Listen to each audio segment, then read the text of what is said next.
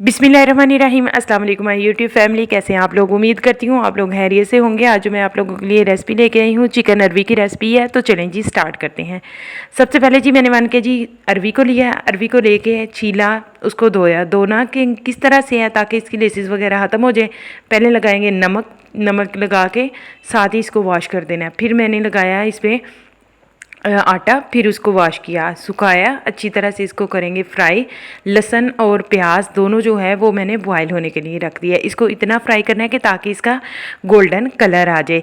यहाँ पे ये हो चुकी है फ्राई करने के बाद जो है वो मैं इसको निकाल लूँगी। और लहसुन और प्याज जो मैंने बॉयल होने के लिए रखा था वो इसी ऑयल में मैं शामिल करूँगी।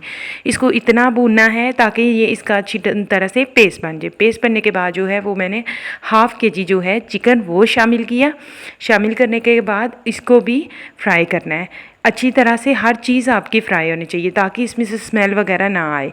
ले जी, यहाँ पे अच्छी तरह से ये फ्राई हो चुका था। अब मैं इसमें शामिल करूँगी स्पाइसेस। 1.5 टेबल स्पून जो है वो मैंने नमक लिया। चिली फ्लेक्स 1 टेबल स्पून लिए। ½ टेबल स्पून मैंने जो है वो हल्दी पाउडर लिया, ठीक है।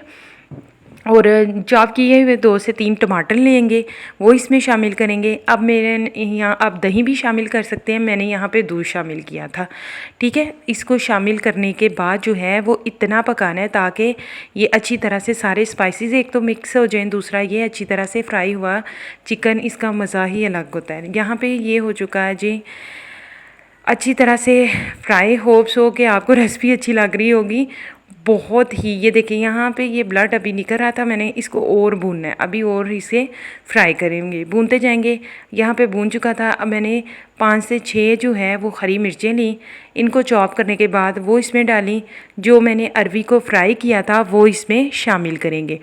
शामिल करने के बाद अच्छी तरह से करेंगे मिक्स। आप चाहें तो शोरबे वाली बना सकते हैं, आप चाहें तो सादा भी बना सकते हैं। अब इसमें शामिल करेंगे fresh lemon juice.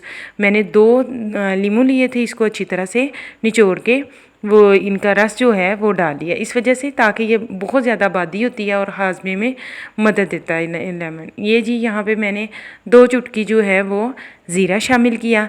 1 table spoon जो है वो मैंने खुश्क धनिया इसमें शामिल कर दिया। शामिल करने के बाद फिर मज़ीद इसको भूना, क्योंकि वो जो है अरवी वो थोड़ी कच्ची थी, ठीक है। फ्राई होने के बाद ये सिर्फ लेसिस वगैरह ख़त्म होती हैं।